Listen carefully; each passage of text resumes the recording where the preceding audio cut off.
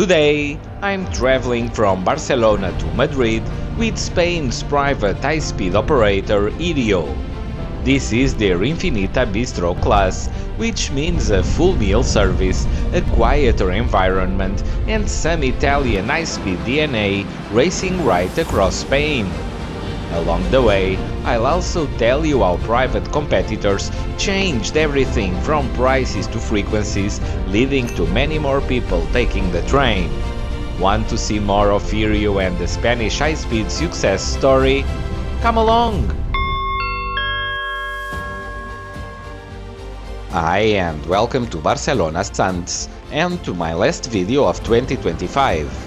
I'm taking a little Christmas break and the next video will be out on January 8. Sants, opened in 1979, is easily reachable by metro, taxi, bus and of course by train. Inside, there are the usual amenities of a large station, and for Iryo passengers, there are ticket and information offices in the concourse. I seem to remember a first-class lounge here not all that long ago, but that seems to be gone, so instead I head to one of the station cafes for a quick healthy snack before boarding. Now my usual short rant about the security controls in Spanish high-speed stations. You know, the metal detectors and baggage screening. They still exist here though. Just days ago, Spain's Transport Ministry floated the idea of reviewing or even removing these checks as part of a package of reforms to speed boarding and increase capacity. It's a live debate, so we'll see what happens.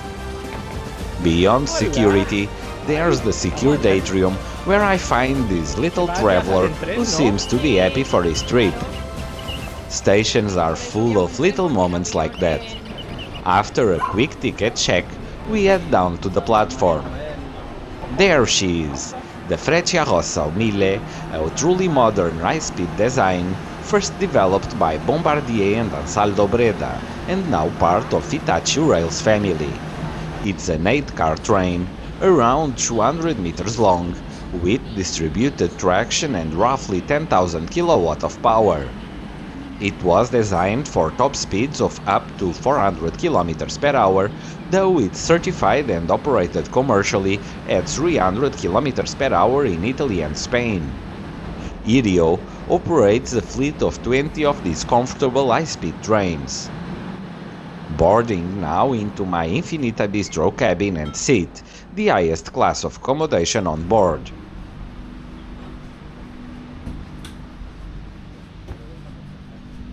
I'll show you the seat and the meal in detail a little later in the video, but for now, it's time for departure into the tunnel.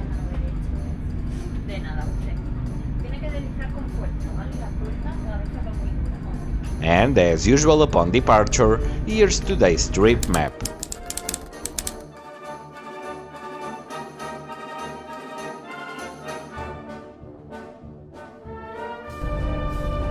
As the train exits the tunnel, we find ourselves racing a commuter train. And let's leave it at that. Soon we're clear of the suburbs and in the countryside heading inland. On a lunchtime departure like this, the meal service starts shortly after leaving the big city. First things first, a refreshing towel. My lunch was pre-ordered when I bought the ticket, the chicken and foie menu. It can be a little dry on trains and planes, but this one isn't at all, and it's quite tasty. After the main course comes the coffee and chocolates. A small but very welcome finish. Feeling pleasantly full, I stretch my legs and head to the bar to find an after-lunch drink.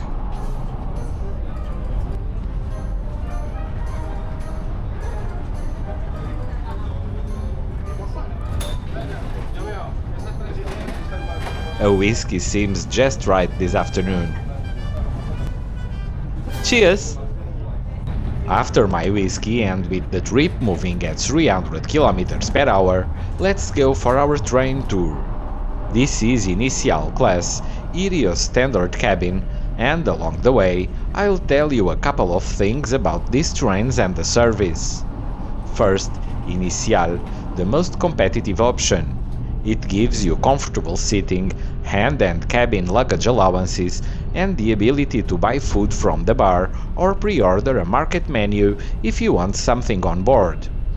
Stepping up, Inicial Superior keeps the comfort but adds business-friendly flexibility like free same-day timetable changes and a few corporate perks, so it's aimed at travelers who might need to change their plans.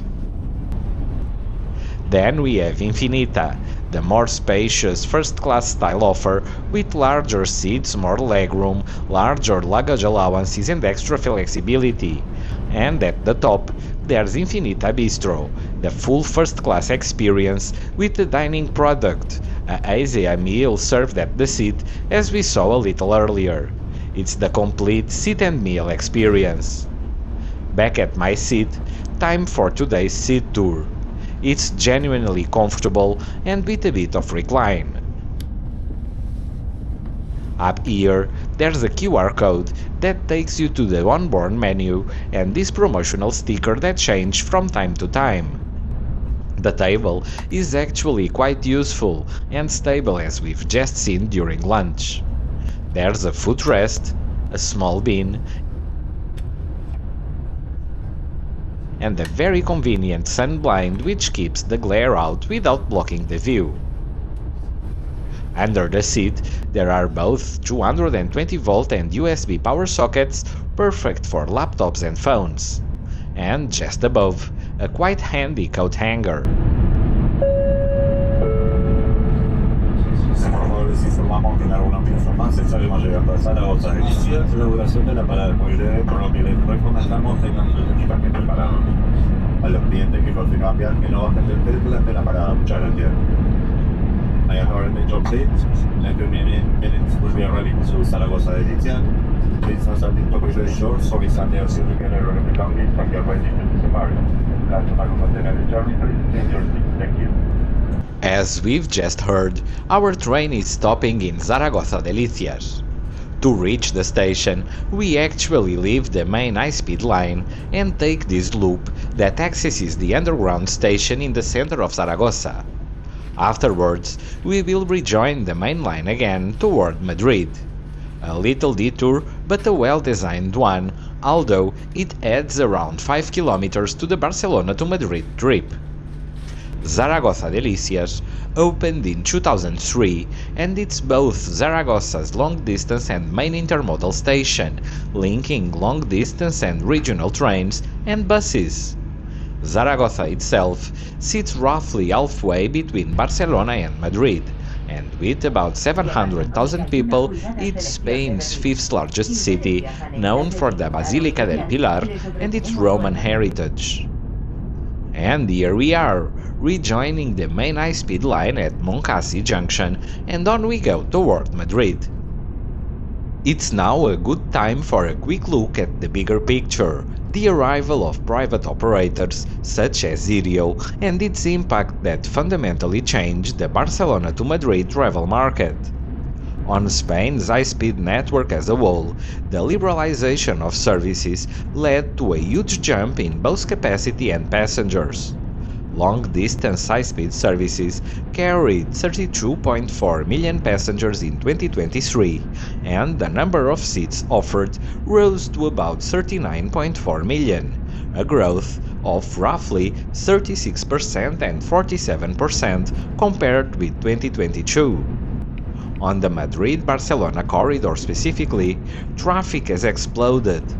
Almost 14 million passengers used the train in 2023, a jump of over 30% year-on-year, and operators collectively offered nearly 15 million seats on the route. What did competition actually do? First, it massively increased supply, with more trains and more seats, creating real price pressure. Independent reporting and market analysis show fares on the Barcelona to Madrid high-speed line have fallen substantially since the market opened, with estimates of prices roughly a third lower than before competition arrived. Second, passengers responded and are using the train more and more. The modal split, which was already quite beneficial for the train, stood at about 82% for the train in 2023, in a route that in times past was one of the busiest air connections in Europe. Finally, the operator mix reshaped market shares. Renfe's dominance fell from a monopoly to 58% in 2023, with Iryo in second place with 22% of the passengers traveling by train between Barcelona and Madrid and vice versa. In plain terms, more trains, lower fares, and many more people choosing the rail. That's great for travelers. More choice, more seats, and generally lower prices. If you want to dig deeper, I'll link the regulator's annual report and the liberalization analysis in the description. They are the best place for the full data. But the headline is simple. Competition worked to increase supply, lower fares, and attract passengers, with the Barcelona-Madrid corridor being the clearest example of that transformation.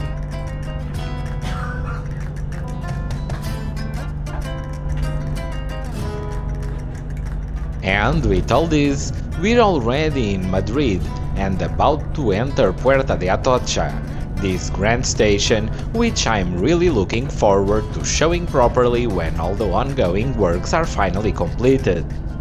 So what were my impressions of the trip?